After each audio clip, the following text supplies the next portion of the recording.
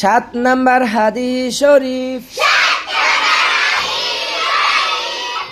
ফাদলুল আলিমি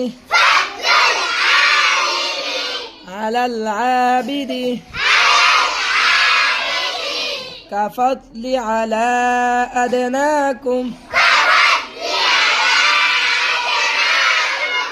তোমাদের মধ্যে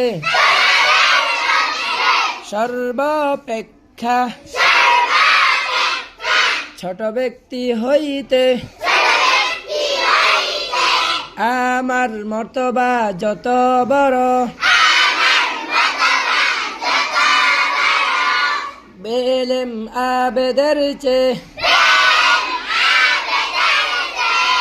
একজন খাঁটি আলেমের মর্তবা তত বড়।